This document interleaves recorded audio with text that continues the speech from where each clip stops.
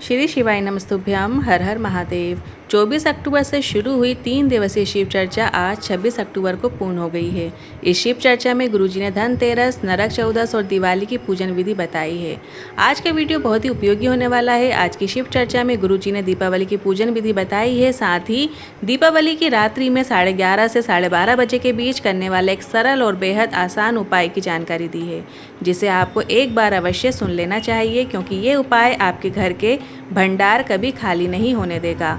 इसके साथ ही देव दीपावली के 5 दिनों में करने वाले बिल्कुल नए उपाय की जानकारी दी है, जिसे हम आपको इसी वीडियो के अंत में करके भी बताएंगे। इसके साथ ही आज गुरुजी ने 26 प्रदोष का फल एक प्रदोष में प्राप्त करने का एक अचूक उपाय बताया है। साथ ही आपको 30 अक्टूबर नरक चौदस, रूप चौदस, छोटी दीपावली का बिल्कुल नए उपाय की जानकारी देंगे। आज 26 अक्टूबर तीसरे दिन की दिवाली शिव चर्चा में गुरुजी ने कुल 9 उपाय पत्र उपयोगी जानकारियां दी हैं। इसी कारणवश यदि आपने आज की शिव चर्चा नहीं सुन पाए हैं तो इस छोटी सी वीडियो से आपको पूरी जानकारी मिल जाएगी। तो बढ़ते हैं आज की पहली दिवाली शिव चर्चा की जानकारी की ओर।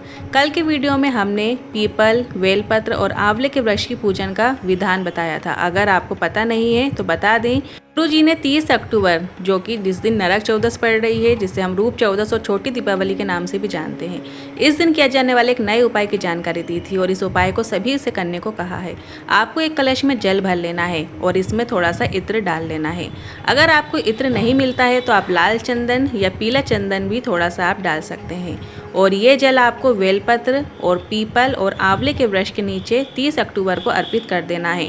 एक ही कलश का जल आपको तीनों वृक्षों के नीचे थोड़ा थोड़ा अर्पित कर देना है। श्री शिवाय नमस्तुभ्यम मंत्र का स्मरण कीजिएगा।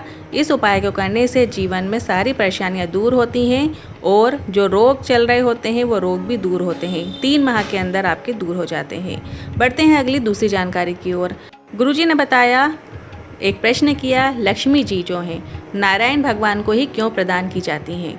तो शंकर भगवान ने ख्याति देवी से कहा, ख्याति देवी जो लक्ष्मी जी की माता हैं, उन्हें कहा कि आप लक्ष्मी को नारायण को दे दीजिए। ऐसा इसलिए क्योंकि नारायण परमार्थ का कार्य करते हैं, दूसरों की भलाई करते हैं, दूसरों की रक्षा करते हैं। और जो दूसरों की भलाई और रक्षा करने का कार्य करते हैं, उसी तरह संसार का व्यक्ति भी अगर परमार्थ करेगा तो माता लक्ष्मी की कृपा उससे भी निश्चित प्राप्त होकर ही रहती है। बढ़ते हैं अगली तीसरी जानकारी की ओर। ने बताया 5 जगहों से अशांति हमारे घर में प्रवेश करती है। पहला, इस संसार से अशांति हमारे घर में प्रवेश करती है। दूसरा, संपत्ति से, जमीन जायदाद से अशांति हमारे घर में आती है। तीसरा है संबंधों से, और चौथा है हमारे स्वास्थ्य से, और 5वां है हमारी संतान से। संसार, आप जितने लोगों के साथ रहोगे आपको लगेगा आपको सुख मिलेगा। आप संसार के लोगों के लिए कितना भी अच्छा कर लो, कितना भी अच्छा करने का प्रयास करो, पर संसार के लोग आपके बारे में गलत बोलने से रुकेंगे नहीं। दूसरा है संपत्ति, जिसके पास कुछ नहीं वो आराम से रोड पर किनारे ठाट लगा के सो रहा है। जिसके पास बहुत अधिक संपत्ति है, घर में कोई कमी नहीं है, पर फिर भी उसे नींद नहीं आ रही है, तो उसे संपत्ति से भी सुख नहीं है। तीसरा है संबंधों से, जितने लोगों से संबंध जुड़ा है उतना ठीक है, अलग से किसी से संबंध जोड़ने का प्रयास करोगे तो अशांति आकर रहेगी। चौथा है स्वास्थ्य से, हमारे शरीर में जब कभी कष्ट आया तो हमने सोच लिया हमें बड़ी बीमारी हो गई, ऐसा बार बार सोचते रहे तो दिमाग में अगर बार बार बड़ी बीमारी का संकेत जाता है तो बड़ी बीमारी हो ही जाती है। और अगर आपने सोचा छोटी सी बीमारी है, ठीक हो जाएगी, शिव के भरोसे डॉक्टर की दवाई करूंगी, तो आपको निश्चित रूप से रोग मुक्ति मिलेगी। 5वां है संतान से, पुत्र के लिए किया गया कर्म है और बेटी के लिए किया गया धर्म है, इसलिए कर्म और धर्म का लेवल बराबर करके चलिए। जितना बेटे के लिए करोगे उतना बेटी के लिए भी करना है, ऐसा सोचकर चलिए। बढ़ते हैं अगली चौथी जानकारी की ओर। किंजल जी पत्र लेकर आई। मेरी मम्मी को 4th स्टेज का कैंसर था, डॉक्टर ने जानने को कह दिया। हमने पूजन की और शिवलिंग पर जल चढ़ाते, आचमन करते और रुद्राक्ष का जल हमने देना चालू किया, और रुद्राक्ष के जल का आचमन करने से मेरी मम्मी ठीक हो गई। उसी का आभार व्यक्त करने कथा पंडाल में आए हैं। बढ़ते हैं अगली 5वीं जानकारी की ओर।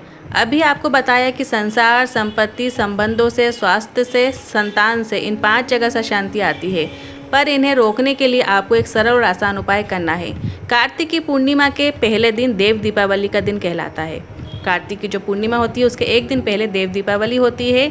आपको इन 5 दिनों में भोलेनाथ के मंदिर में जब जल चढ़ाने जाओगे, उसके पहले आपको उस कलश का जल 3 जगह पर अर्पित करना है। पहला, आंवले के वृक्ष के नीचे थोड़ा सा जल चढ़ाइए। फिर बेलपत्र के वृक्ष के नीचे थोड़ा जल चढ़ाना है और पीपल के वृक्ष के नीचे थोड़ा थोड़ा जल चढ़ा देना है। और इसके बाद वही कलश का जल लेकर आपको भोलेनाथ के मंदिर में जाना है और जो अशोक सुंदरी माता के स्थान होता है थोड़ा जल आपको वहाँ चढ़ाना है। और जो शिवलिंग पर गोल कटी भाग होता है माता पार्वती की जो हस्तकमल होते हैं थोड़ा सा जल आपको वहाँ पर चढ़ा देना है। इसके बाद कलश में बचा हुआ जो पूरा जल है वो शिवलिंग के ऊपर आपको अर्पित कर देना है। पर जब आप शिवलिंग के ऊपर चढ़ाओगे जल तब आपका मुख उत्तर दिशा की ओर होगा, ऐसा करके आपको जल अर्पित करना है। अगर इस प्रकार से आप देव दीपावली के 5 दिन ऐसा कर देते हैं तो जीवन से 5 जगह आने वाली अशांति को रोकने का कार्य शिव पंचायत के 5 देवी देवता करते हैं और आपके जीवन में आपको सुख शांति और धन वैभव देखने को मिलता है। बढ़ते हैं अगली छठवीं जानकारी की ओर। सिक्कों की जैसी पूजन आपने धनतेरस में करी है, गुरुजी ने बताया है, नरक चौदस में करी है, वैसे ही पूजन आपको दीपावली के दिन भी करना है। बस आपको दीपकों के क्रम का बदलाव करना है। दीपावली में आपको लक्ष्मी जी के दोनों साइड अखंड दीपक लगाना है जो रात्रि से सुबह तक जलते रहें। दोनों दीपक में आपको लंबी बाती का ही उपयोग करना है। जो लक्ष्मी जी के सीधे हाथ की ओर आपको घी का दीपक लगाना है और उल्टे हाथ की ओर आपको तेल का दीपक लगाना है। इसके बाद 5 अमरबेल, 5 कमलगट्टे, 5 हल्दी की गांठ आपको अर्पित करना है। इसके साथ ही दीपावली के पूजन में आपको खड़ी हरी मूंग भी अर्पित करना है, खड़ा धन अर्पित करना है और गुड़ भी माता लक्ष्मी को अर्पित करना है। इस बात का आपको ध्यान रखना है। साथ ही आपको लाल पुष्प, हल्दी, कुमकुम, पीले चावल भी माता लक्ष्मी को अर्पित करना है। इसके बाद आपको आरती करके पूजन पूर्ण करना है। और इसके साथ ही लक्ष्मी जी को जो प्रिय होता है, जो गुरुजी ने आज की कथा में तो नहीं बताया है पर गुरुजी ने पिछली कथाओं में बताया था, पिछली जो दीपावली की कथाएं थी उसमें बताया था कि लक्ष्मी जी को शहद अति प्रिय है, तो लक्ष्मी जी को आप शहद भी अर्पित कर सकते हैं उनके भोग रूप में। बढ़ते हैं अगली 7वीं जानकारी की ओर। दीपावली के रात्रि को किए जाने वाले विशेष उपाय की जानकारी देते हुए गुरुजी ने कहा, धन संपदा के लिए, घर के भंडार भरने के लिए, व्यापार वृद्धि के लिए आपको इस उपाय को करना है। दीपावली के रात्रि में 11:30 बजे से 12:30 बजे के बीच रात्रि में आपको इस उपाय को करना है। आपको बेलपत्र का वृक्ष, पीपल का वृक्ष या आंवले का वृक्ष में से किसी एक वृक्ष के नीचे आपको एक दीपक लगाना है, घी का दीपक लगाना है। इस दीपक में आप लंबी बाती का उपयोग कर सकते हैं। पूजन में जो आपने उपयोग किया है गुरुजी ने बताया है, उस सिक्के को आप अपने घर के चारों ओर घुमाने के बाद अपने घर के अलमारी, तिजोरी या व्यापार वाले स्थान में रखकर देखिए। अगले वर्ष हम पूछेंगे कि आपका भंडार भरा कि नहीं भरा।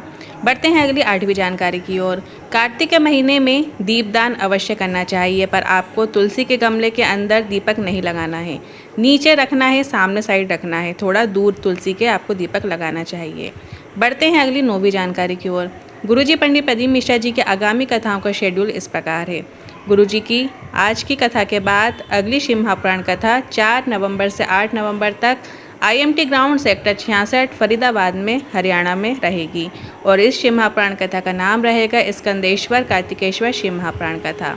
और इसके बाद गुरुजी की जो अगली शिव महापुराण कथा है वो 11 नवंबर से 17 नवंबर तक बीसलपुर रोड, रूपपुर कृपा, पीलीभीत उत्तर प्रदेश में रहेगी।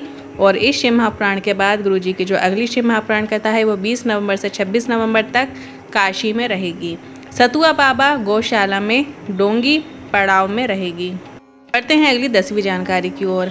बिल्कुल नए और विशेष उपाय की जानकारी देते हुए गुरुजी ने बताया, वर्ष भर की 26 प्रदोष का फल आपको एक बार में पाने के लिए इस उपाय को करना है। वर्ष भर में आने वाली 26 प्रदोष में से किसी भी प्रदोष में आप इस उपाय को कर सकते हैं। आपको प्रदोष काल में भोलेनाथ के मंदिर में जाना है। प्रदोष काल के समय एक कलश में जल लेकर भोलेनाथ के मंदिर में जाते हैं और शिवलिंग पर जल अर्पित करते हैं। और शिवलिंग पर जल अर्पित करने के बाद आपको जलाधारी पर और माता पार्वती के जो स्थान होता है वहाँ पर यदि आप स्पर्श करते हो और एक दीपक प्रज्वलित कर देते हो तो मात्र इतना कर देने से आपको वर्ष भर में 26 प्रदोष का फल एक प्रदोष में प्राप्त हो जाता है। बढ़ते हैं अगली 11वीं जानकारी की ओर। गोवर्धन पूजन में भी आपको सिक्कों की वैसे ही पूजन करना है जैसी पूजन करते आए हैं। बस आपको गोवर्धन पूजन में एक तेल का और एक घी का दीपक जो आप लगाएंगे उसे अखंड नहीं बनाना है, इस बात का ध्यान रखें। बढ़ते हैं अगली 12वीं जानकारी की ओर। गुरुजी ने बताया अंतिम दिन यम द्वितीया की पूजन भी आपको जैसी पहले की पूजन करते आए हैं वैसे ही करना है। इस दिन भी आपको अखंड दीपक नहीं लगाना है, 2 दीपक, एक घी का और एक तेल का लगाना है। पूजन के बाद आपको एक हल्दी की गांठ और एक अमर बेल और एक कमल गट्टा और सिक्के को उठाना है और लाल कपड़े में लपेट लेना है। एक घी वाला दीपक को उठाना है, अलमारी के साइड में वो दीपक रख देना है। साथ आप अपनी अलमारी में या तिजोरी में वो सिक्का जो आपने उठाया है, जिसमें आपने अमरबेल, हल्दी की गांठ, कमल गट्टा रखा है, वो सिक्का जो लाल कपड़े में बंधा हुआ है, उस सिक्के को आप अपनी तिजोरी में अलमारी के अंदर रख दीजिए।